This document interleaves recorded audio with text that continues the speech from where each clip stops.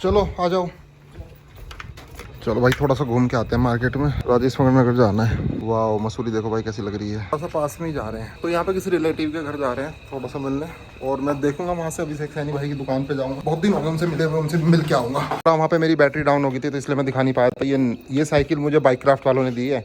उनकी एक स्कीम, अगर आप उनको अपनी साइकिल देते हो सर्विस के लिए तो वो आपको अपनी साइकिल दे देते हैं घर जाने के लिए। तो ये साइकिल मैं लाया हूँ। सुबह साइकिलिंग पे जाऊँगा तो मैं अपनी साइकिल पिक कर लूँगा, इसको दे दूँगा। माइलो की एक आदत दिखाता हूँ। अब ये माइलो गार्डन में खड़ा था, अगर मैं एकदम से आता हूँ ना तो बोलता हूँ माइलो, तो ना एकदम से रुक जाएगा, स्टॉप हो जाएगा और खड़ा होकर देखता रहेगा, कम से कम 1 मिनट तक देखेगा। फिर अपने काम में बिजी हो जाएगा। फिर मन होगा तो आएगा वरना नहीं, बस ऐसे ही खड़ा रहेगा बहुत देर तक। पता नहीं क्या सोचता है, क्या कैलकुलेशन करता है। और इधर देखो बैकग्राउंड में मसूरी। अभी आ गया था मैं अभिषेक भाई की दिल्ली 6 चौक पे।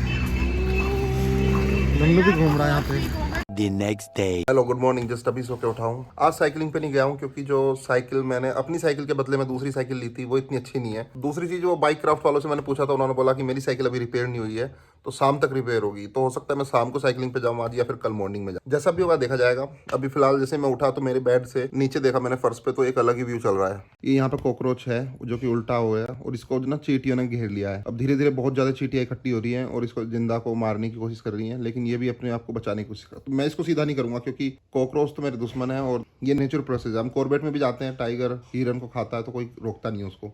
तो नेचर प्रोसेस है, चींटी खा रही है। अब ये अपने आप सीधा हो जाएगा तो हो जाएगा, वरना इनको भी भूख लगती है भाई, चींटियों को भी तो खाना चाहिए। अभी इन चींटियों ने ना इसके एंटीना पकड़े हुए हैं। एंटीना कभी इधर से काट रही है कभी उधर से काट रही है। बहुत देर से कोशिश कर रहा है, उस तरफ से आ रही है चींटियां, उस तरफ से लगातार। इनकी मीटिंग चल रही है और आपस में डिस्कस कर रही है और बार बार इस पर अटैक कर रही है। अब देखते हैं इसको कितनी देर में खत्म करेंगी। मम्मी झाड़ू लगा रही है, इनको बोल दिया मैंने यहाँ झाड़ू मत लगाना, अभी इसे चलने दो, पूरा देखूंगा मैं क्या करेंगे इसके साथ। अपने आप सीधा होगा, खावेंगे, इसे ले जाने दो। इन्हें भी तो भूख लग रही है, जल्दी मॉनसून आ जाएगा, इन्हें अपने कमरे में रखना है इसको।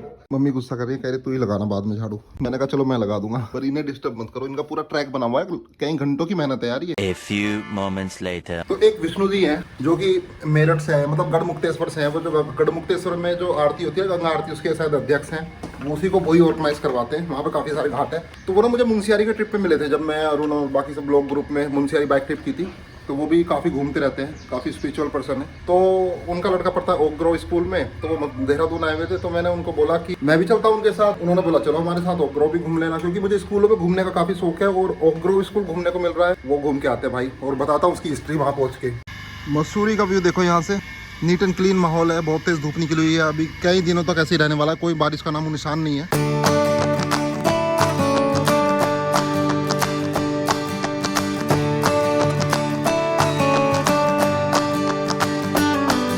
फिलहाल मैं मसूरी रोड पे हूँ और मैंने अपनी बाइक डक फॉरेस्ट रेजिडेंसी में पार्क कर दी है, जहाँ पे पहले मेरा अपार्टमेंट था। और क्योंकि ये बहुत गंदी सोसाइटी इसलिए मैंने छोड़ दिया है। और अभी भी देखो क्या हाल है, कितनी धूल उड़ रही है। ये झाड़ू लगा रहा है तो पूरे में धूल ही धूल है। जितनी भी कार बाइक हैं सब तबाह हो जाएंगी, सब पे धूल जम जाएगी।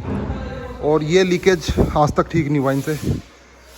और ये देखो भाई क्या हाल है सोसाइटी का। कैन यू इमेजिन यहाँ पे एयरबीएनबी या कोई गेस्ट हाउस चल सकता है? बहुत मुश्किल है। ये देखो गेस्ट भी आते हैं, सोचते हैं क्या है ये, कबाड़ कहाँ घुस रहे हैं। बहुत सारे मेरे गेस्ट ना भाग गए थे, कुछ ने पैसे भी नहीं दिए, तो इस वजह से फिर मैंने ये सोसाइटी छोड़ दी।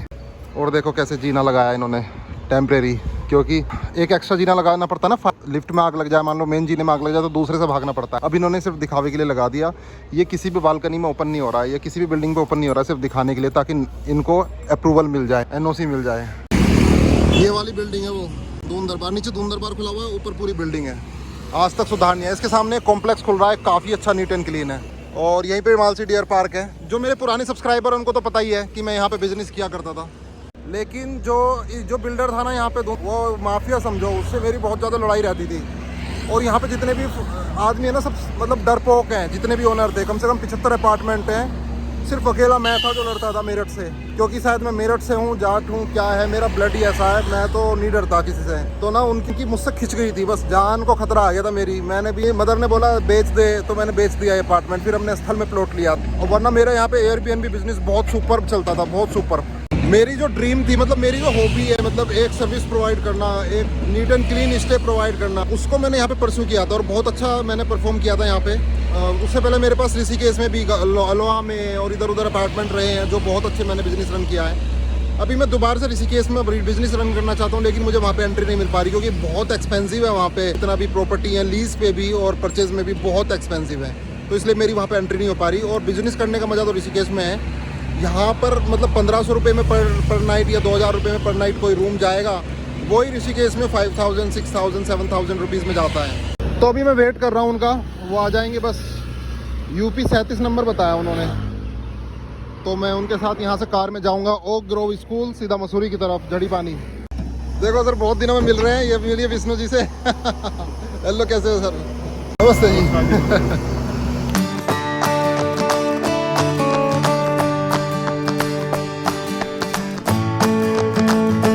तो मसूरी में एंट्री होने से पहले ये टोल देना पड़ता है 659 रुपीज़ का।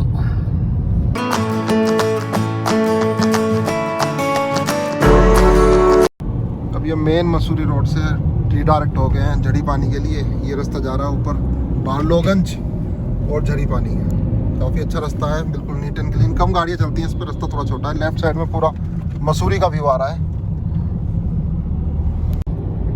तो यहाँ पे अक्षय कुमार की शूटिंग तो चली है काफ़ी, और फिर राजकुमार राव चंद्रशेखर है ना, चंद्रचूड़ सिंह की शूटिंग चली है। अभी अमिताभ बच्चन भी आया हुआ है यहाँ उत्तराखंड में, मसूरी और ऋषिकेश में उसकी शूटिंग चल रही है। तो यहाँ पे बहुत ज़्यादा शूटिंग चलती है, क्योंकि बॉलीवुड वाले मुंबई से तो बोर हो गए, अब इधर ही आ रहे हैं उत्तराखंड की पहाड़ियों में। Oak Grove School. हाँ तो रुकिए। ओक ग्रोव स्कूल में एंट्री से पहले मैं आपको कुछ बता दूं इस अपार्टमेंट के बारे में, क्योंकि अभी इसी का ब्लॉग चल रहा है तो इसी का चलने दीजिए। और नेक्स्ट ब्लॉग में आप देखेंगे कि मैं ओक ग्रोव स्कूल में गया हूँ, काफ़ी अच्छी तरह से घुमा हूँ, बहुत मजा आने वाला है उसमें भी। तो वो नेक्स्ट ब्लॉग में देखेंगे। फिलहाल मैं एक चीज़ बता दूं इस अपार्टमेंट के बारे में, जो कि टेक फॉरेस्ट रेजिडेंसी में मेरे साथ क्या बीती, किस तरह से मैं वहाँ से एग्जिट हुआ, किस तरह से मैंने फ्लैट लिया, बस बता दूं मैं उस चीज़ में, ताकि आप भी इस ट्रैप में ना फंसे। ये अपार्टमेंट था जो कि हमने लिया था 2-3 साल पहले, मतलब अप्रोक्स यही समझ लो कि आप 2 साल पहले लिया था। ये था देखो द फॉरेस्ट रेजिडेंसी के नाम से। तो इन्होंने जब हमें अपार्टमेंट दिया तो इन्होंने नहीं पैम्पलेट दिया था, कितने अच्छे अच्छे वादे किए थे, क्या क्या चीज़ें बोली थी इन्होंने। देखो कितना बड़ा बड़ा लिखा गया है, स्विमिंग पूल। अगर आज इनसे बोले कि हमारा स्विमिंग पूल कहाँ है या भाई, तो कहीं स्विमिंग पूल नहीं है इस अपार्टमेंट में। जो कि या तो इन्हें हमें पैसे वापस करने चाहिए स्विमिंग पूल के, या फिर जो जज साहब है उनको भी जवाब देना चाहिए कि इनका स्विमिंग पूल कहाँ है। और देखो फोटो में भी दिखाया हुआ है यहाँ पे स्विमिंग पूल है। मेरा 1 स्टूडियो अपार्टमेंट इस तरफ तक है, यहाँ पे 5th फ्लोर पे। और देखो रूफ कैसी दिखाई गई है, इन्होंने स्विमिंग पूल दिखाया गया है, लिखा भी गया है, और कोई स्विमिंग पूल वहाँ पे नहीं है। और मैं एक चीज़ और बता दूं, हमारा जो स्टूडियो अपार्टमेंट था ये 500 स्क्वायर फीट का इन्होंने बोला था कि सुपर एरिया 500 स्क्वायर फीट है, 350 कारपेट एरिया है। लेकिन हमने जब आर्किटेक्ट्स को बुला के ये पूरा मेजरमेंट लिया, उसमें से बहुत ज़्यादा कम है। तो सब कुछ जो भी चीज़ मैं बता रहा हूँ, लीगल बता रहा हूँ, वो आज भी कैलकुलेट हो सकती है। आज भी पैम्पलेट मेरे पास है, और बाकी जिन्होंने अपार्टमेंट लिए उनके पास ये पैम्पलेट है। तो कितना बड़ा फ्रॉड है, एक तो पूरे मेजरमेंट में एरिया में फ्रॉड किया हुआ है इन्होंने, और स्विमिंग पूल में फ्रॉड किया हुआ है। ये तो वो फ्रॉड है जो कि बहुत मोटा फ्रॉड है, जो कि किसी भी जज को दिख जाएगा, मतलब डिपार्टमेंट को दिख जाएगा अगर वो इन पर कार्रवाई करते हैं तो। लेकिन आज तक हमने कोई कोर्ट केस नहीं किया। हमने सोचा कोई बात नहीं, हम क्यों इन चक्करों में फंसे, हम तो वहां से एग्जिट हो गए थे। लेकिन एग्जिट होने से पहले जो हमारे साथ शोषण हुआ था, बस पूछो मत, क्योंकि मैं ही वहाँ पे पहला था जिसने एयरबीएनबी स्टूडियो वहाँ पे एस्टेब्लिश किया था। और बहुत सारे गेस्ट आते थे जो कि बोलते थे भाई यहाँ पे कितनी गंदगी है, लिफ्ट नहीं चलती है, पानी नहीं आता। आप यकीन नहीं मानोगे, टैंकर्स आते थे वहाँ पे, दिन में 2-2, 3-3, 4-4 टैंकर्स, पानी नहीं आता था, क्योंकि इनके पास कोई समरसेबल लाइन नहीं है कि बिल्डिंग में जमीन से पानी आ जाए। ये डिपेंड थे गवर्नमेंट जो पाइपलाइन आती है उसके ऊपर। तो आपको पता है उसमें कभी पानी आता है, कभी नहीं आता, और वो पूरा नहीं हो पाता था। तो कभी कभी क्या क्लाइंट मॉर्निंग में बाथरूम गए बोल रहे, वो मुझे कॉल करते थे, क्योंकि मैं ओनर था, कि भाई सुभाष जी पानी नहीं आ रहा। मेरे पास अथॉरिटी नहीं थी एज ए कस्टमर इस बिल्डिंग के। मेरे पास एक अपार्टमेंट है, मेरे पास अथॉरिटी नहीं थी, पावर नहीं थी कि मैं यहाँ पे पानी मंगा दूं। मैं इनको फोन करता था, ये फोन काट देते थे, उठाते नहीं थे और प्ले करते थे। एक मतलब हरेसमेंट स्टार्ट हो जाता था इनका, और बहुत ज्यादा सर्वाइवल करना पड़ता था। तो ये चलता रहा 1 साल, 1.5 साल, 2 साल। तो हमने व्हाट्सएप ग्रुप बना लिया, काफ़ी लोगों को एक साथ इकट्ठा हो गए, लेकिन वहाँ पे भी उन लोगों में इतनी पावर नहीं थी कि इस बिल्डर को मुंह तोड़ जवाब दे सके। और केस भी शायद जब तक किसी ने रजिस्टर नहीं किया था। बाद में एक अंकल थे जिन्होंने रेरा में केस डाला था, लेकिन मैंने कोई केस नहीं किया था, मैं वहाँ से निकल गया था। लेकिन मुझे बहुत ज़्यादा नुकसान है। जितने में हमें ये अपार्टमेंट मिला उससे कम से कम जो इसकी एक्चुअल प्राइस थी उससे हमने 6 लाख रुपीज़ डाउन में ये अपार्टमेंट सेल किया है। 6 लाख रुपीज़ का नुकसान सिर्फ मुझे इस बिल्डर की वजह से हुआ है। और जो मेंटल हरेसमेंट हुआ है 1.5 साल, 2 साल, आप यकीन नहीं मानेंगे, ऐसा भी रहा है काफी बार कि लिफ्ट में आदमी फंस गया है और 1.5 घंटे तक लिफ्ट नहीं खुल रही है। राजपुर थाने में भी फोन करके पुलिस भी आई है, जो उन्होंने हेल्प की है खुलवाने में। 3 बार तो मैंने पुलिस को फोन किया है राजपुर थाने में। इतने सारे सबूत मेरे पास इनके खिलाफ हैं, मतलब वो सारी call recordings, photograph, videograph.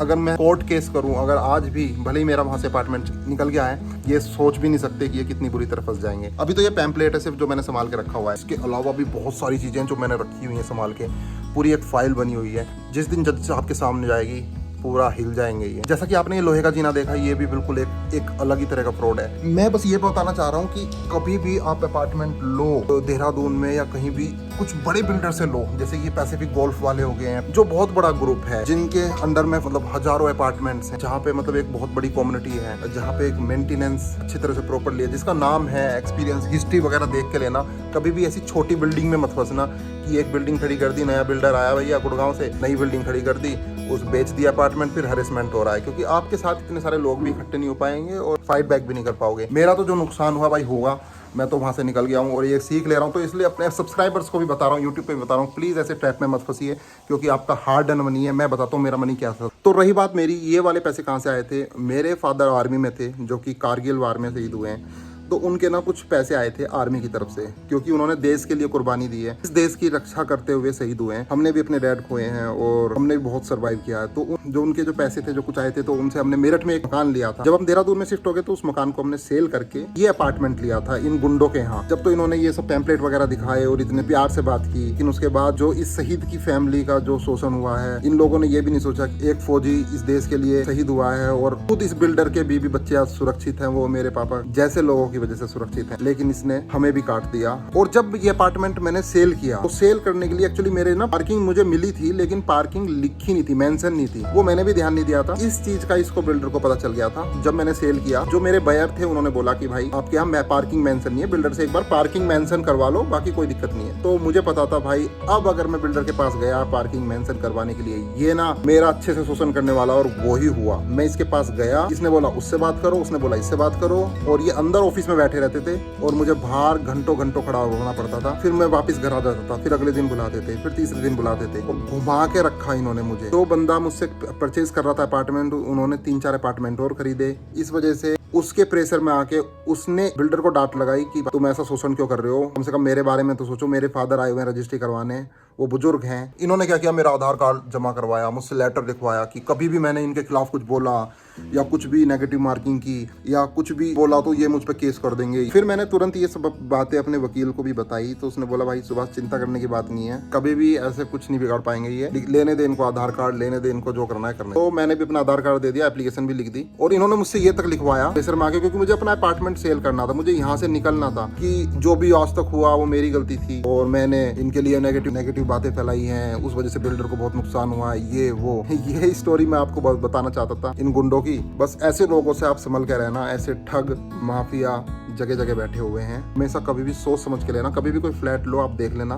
Proper submersible है बिल्डिंग में, पानी की कभी कोई प्रॉब्लम तो नहीं होगी, समरसेबिल है, क्या कैपेसिटी है ऊपर टैंक की इतनी, क्या यहाँ पे मेंटेनेंस के लिए कोई है, कोई स्टाफ है पूरा जो कि बिजली का लिफ्ट वगैरह का सब देख रहा हो, क्योंकि यहाँ पे ना टेक फॉरेस्ट एजेंसी में कोई मेंटेनेंस ऐसी पार्टी है ही नहीं जो इसको मेंटेन करती है, कोई मेंटेनेंस वाला नहीं है यहाँ पे। अभी इस बिल्डिंग में क्या है, क्योंकि इसमें बहुत सारी इनसिक्योरिटी है, यहाँ पे ना इनको एनओसी मतलब जो सर्टिफिकेट मिलता है ना क्लियरेंस का कि आपकी बिल्डिंग कंप्लीट हो गई है, वो भी गवर्नमेंट अथॉरिटी की तरफ से इनको नहीं मिल पा रहा है, क्योंकि इनके पास ना तो 2 जीने थे भागने के लिए, एक में आग लग जाए तो दूसरे से आदमी भागेगा, तो दूसरा जीना देखा आपने इन्होंने लोहे का कैसे बना दिया, वो कहीं खुलता ही नहीं है, वो सिर्फ फेक बना दिया। मुझे ये नहीं पता चल रहा कि क्या गवर्नमेंट बॉडीज इतनी अंधी है कि वो देख नहीं पाएंगी कि ये जीना गलत लगा हुआ है। ये एक्सपीरियंस मैं आपको शेयर करना चाहता एक बिल्डर का जो कि देहरादून में इस तरह के खेल कर रहा है। तो आप समझ के रहना कभी यहाँ पे बिल्डिंग लो। फिलहाल के लिए ये वीडियो यहीं एंड करते हैं, नेक्स्ट वीडियो में मिलेंगे ऑफ ग्रो स्कूल की। Till then bye bye, take care.